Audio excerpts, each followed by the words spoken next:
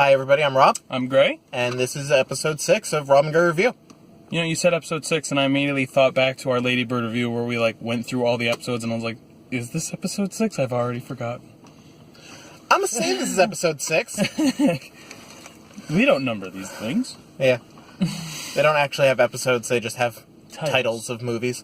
And Speaking this of episode's movies, title is The Disaster Artist. Yeah, we just went and saw it. Really funny. Very funny movie. Very funny movie.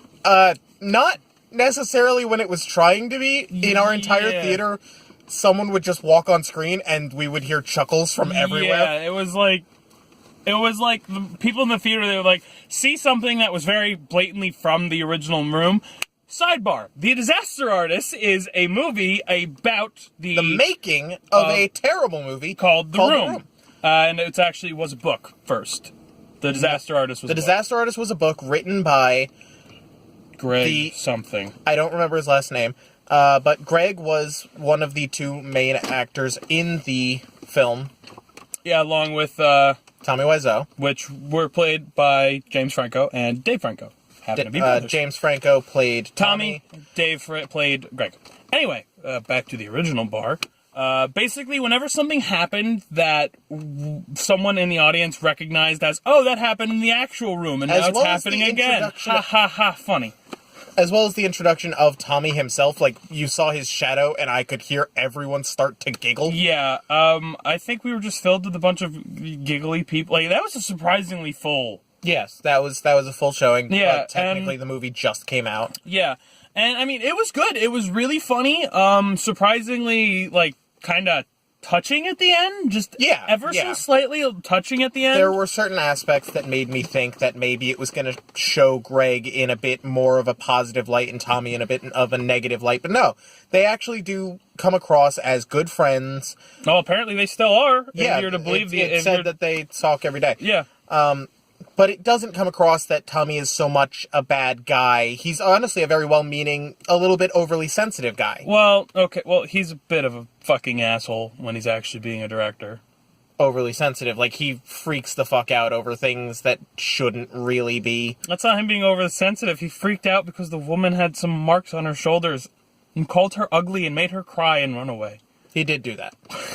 That's not being overly sensitive. That's being an asshole. It is being an asshole, but for most of the time when he's being an asshole, you can see a direct reason that sort of drives him to be this dick. Yeah. I mean, to be honest, the more I think about it, he comes across as an asshole, but a somewhat sympathetic asshole. Yeah. I'm trying to think about more stuff to talk about with this movie, because it was a good movie. I'll tell you right now, It's just the true story of the making of The Room. Exactly. The story gets an 8 from me. A little bit dramatized, and it gets a 9 from me. We had a fucking 15-minute talk about this. We were talking a lot about our system and the impact this movie is kind of having on it. We're being a little bit liberal with our scores, and we're just kind of looking to change that. Yeah, we're trying to be more conservative with our scores. But yeah, so for me, the story gets an 8. He gives it a 9. Experience, I would give a 9. I just want to quickly put this in there. I have a little bit of an issue with the idea of rating a true story. It's going to pop up every time we try to. Yes, there is still the writing of it, the dramatization of actual events, but to a certain extent, it's weird to me to rate actual events. Well, I mean, things that happen to these people. But they still have... This is not a conversation for us to have on camera. But that affects our score, and it's why I'm giving it a 9, but kind of a soft 9. Experience gets a 9 from me. It's also a 9 for me. I liked it very much. There were painful parts, but they had to be painful. It confers the feelings that everyone on the set was feeling. It confers the feeling of the people watching. Yeah. You watch some scenes, and... They actually did a lot of shot-for-shot scenes, they which did. I was very impressed by and actually liked a lot. I would absolutely watch this shot-for-shot remake. You'll see the shot-for-shots at the end of the movie. They'll show them, before the credits, but after the final scene of the movie, they'll put the shot-for-shots. Literally, the room is on one side, and the James Franco version is on the right side. The direct comparison. Exactly. It's actually really cool and pretty funny, because, wow, they did not exaggerate. No, they I do. hate to say this, I've never actually seen The Room. Neither of us have, and I would kind of like to say that if we ever do watch it, which I would like us to, that would be a review. That would be a retro review. Yeah, but it would be a review that we already know would get a 0. It wouldn't even get a 3. I don't. Well, maybe not even score retro reviews. Yeah, maybe. That makes sense. Just give general. Everyone feelings. already fucking knows The Room sucks. Yeah. Them watching our reviews not going to say we would anything not about break any new ground with with a review of The Room. it. Yeah. But yeah, so, and then that comes to the ending, which I give a 4. The ending was really good. The Actually, ending fit very nicely. I enjoyed pretty much everything about it. It was painful, but it was meant to be painful. It was supposed to be you feeling how damned bad the people that worked on this would feel Yeah. with the reaction that it got Yeah. and how badly it did.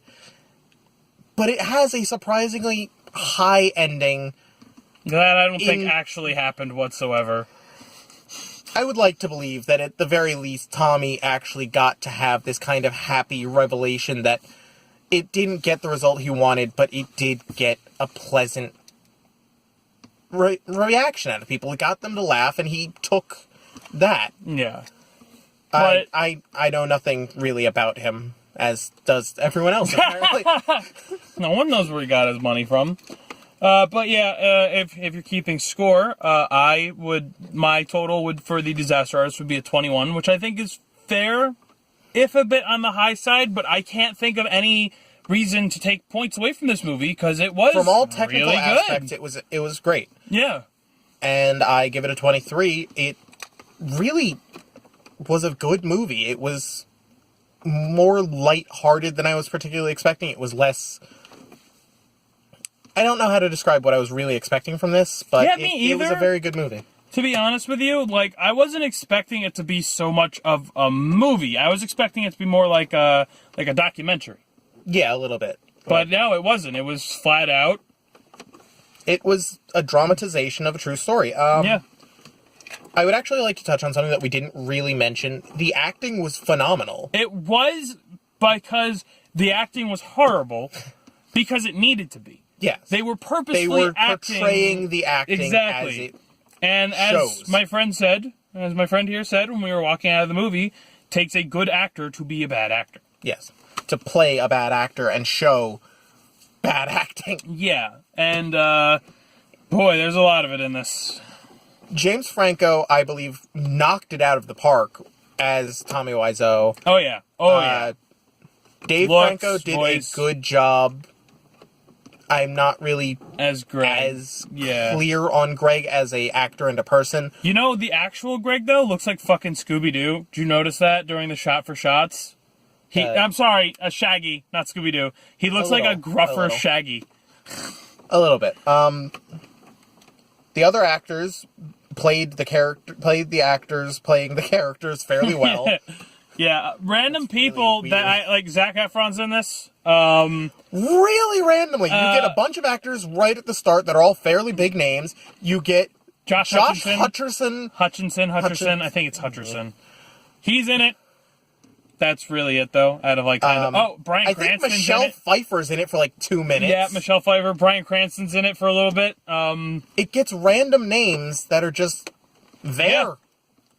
But all in all, this was a really good movie. It was a good movie. It's worth a watch. I'm trying to think of more things to say about it, but there really isn't. It really boils down it's to just this- funny. It's a good it was a story. good, funny movie. It's It was- funny. You should go see it.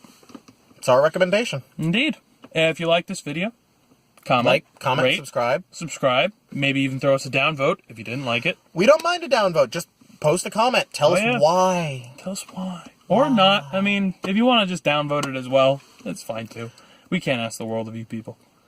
We just want to be able to improve to give everyone a better experience. Exactly. And that's all we really want to give to the world is a better movie reviewing experience. I did not. Had to throw one of those in there. One of the next things we're pretty sure we're reviewing, and I'm pretty sure we said we were going to be reviewing it when we were doing Lady Bird, Roman J. Israel, we want to get to that. I don't know if we will though. It's kind of It's reaching a point where Yeah. we're not really so that might be coming. It might as not likely. be.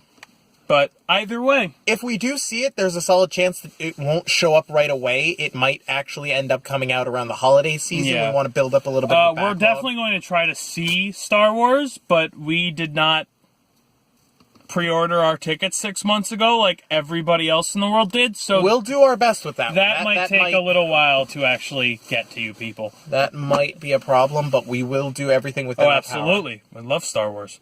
But either way, hope you liked the video. power. Come back next week, wonderful watchers.